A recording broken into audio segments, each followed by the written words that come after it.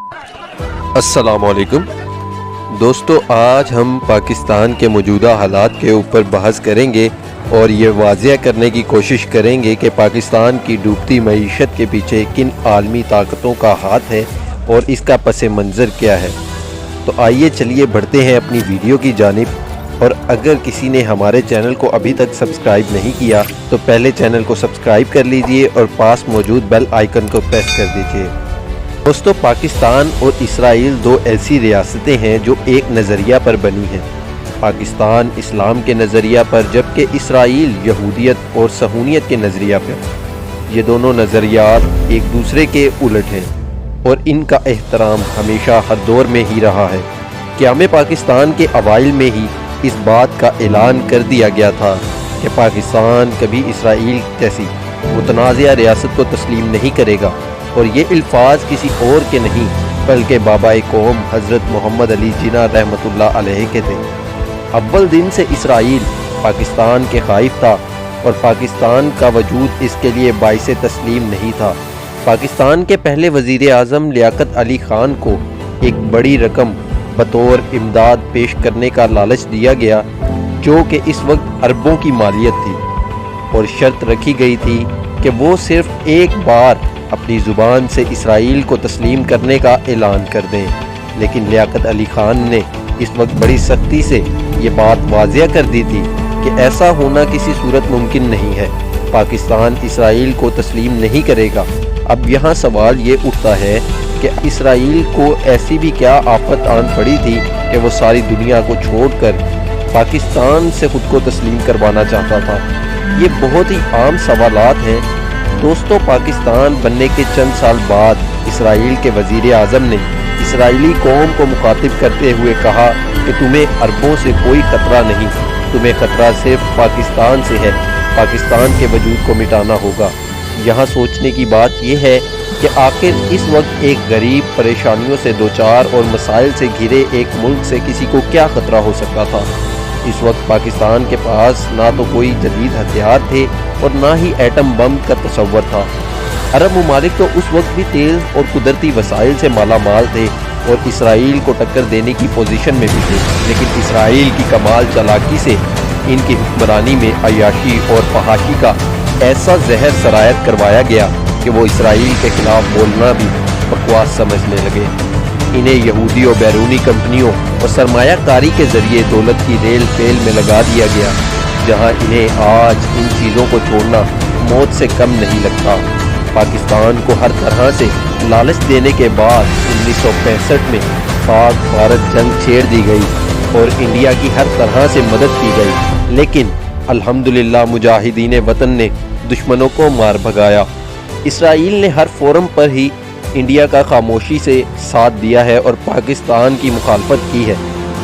ہمارے ملک کے غدار سیاستدان تو شاید دہائیوں پہلے ہی اسرائیلی مال کے لیے اپنا ملک بیچ دیتے، لیکن اس قوم کی طرف سے آنے والے رد عمل، پاک فوج کی طرف سے سخت مخالفت کا ڈر انہیں ہمیشہ اپنے اس قدم سے روکتا رہا ہے۔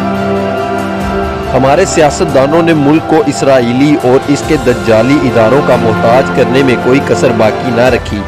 یہ اسرائیل کا ہی ہاتھ تھا کہ 1981 میں پاکستان دو لخت ہو گیا اور IMF جیسے دجالی اداروں نے پاکستان پر اپنے خزانوں کے منہ کھول دیے تاکہ ہمارے حکمران کھل کر مال مار سکیں اور آخر میں اس ملک کو لاغر کر کے اپنا محتاج بنا لیا جائے۔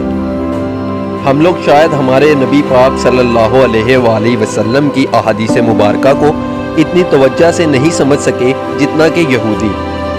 جو نیو ورلڈ آرڈر ایک ٹرم یوز کی جاتی ہے اور لوگ اس پر اکثر بحث بھی کرتے ہیں، لیکن اس کا اصل مطلب کم لوگ ہی جان پائے ہیں۔ نیو ورلڈ آرڈر ہی اصل وجہ ہے کہ یہودی پاکستان کے پیچھے پڑے ہوئے ہیں۔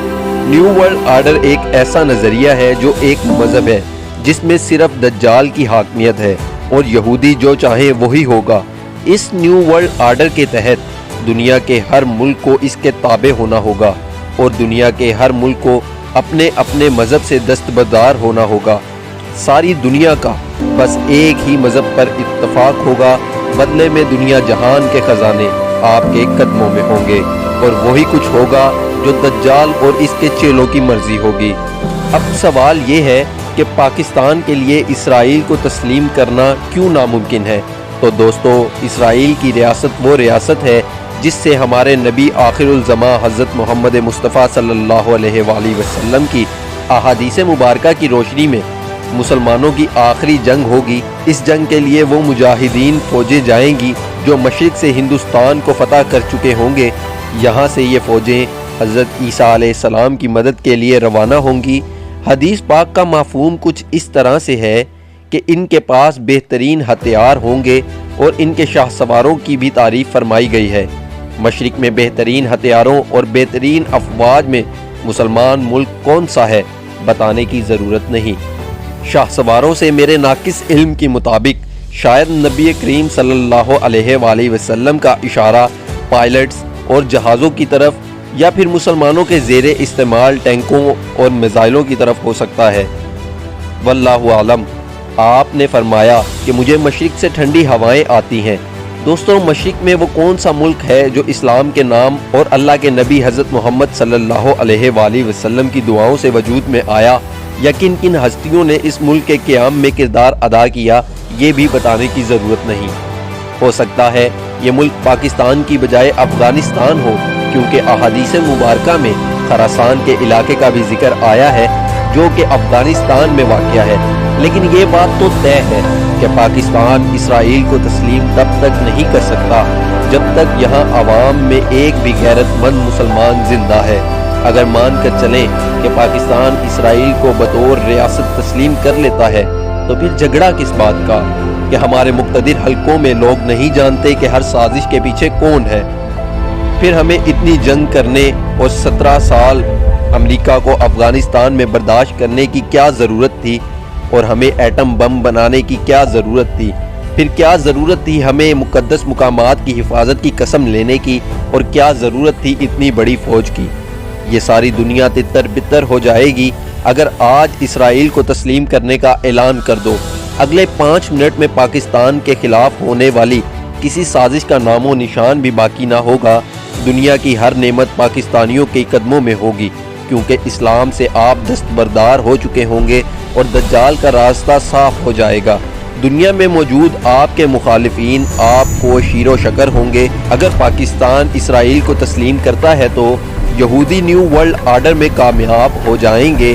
صرف پاکستان ہی وہ واحد اسلامی ملک ہے جو ان کی کارستانیوں کو تسلیم نہیں کرتا۔ اگر وہ بھی انہیں تسلیم کر لیں تو پیچھے بچا ہی کیا ہے۔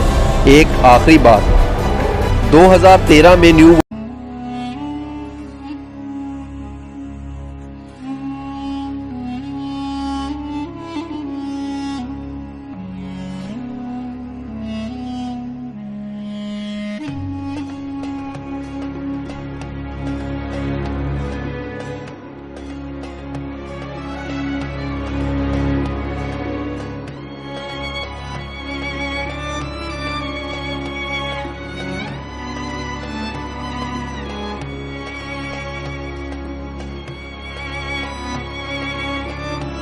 وقت کب آئے گا؟ بہرحال اس سازش کا آغاز 2019 میں کرونا نامی وبا سے کر دیا گیا ہے۔ اس دوران آپ کو سب سے زیادہ آپ کی فوج کے خلاف کیا جائے گا، کیونکہ نیو ورلڈ آرڈر اور دجال کے راستے میں یہی سب سے بڑی رکاوٹ ہے۔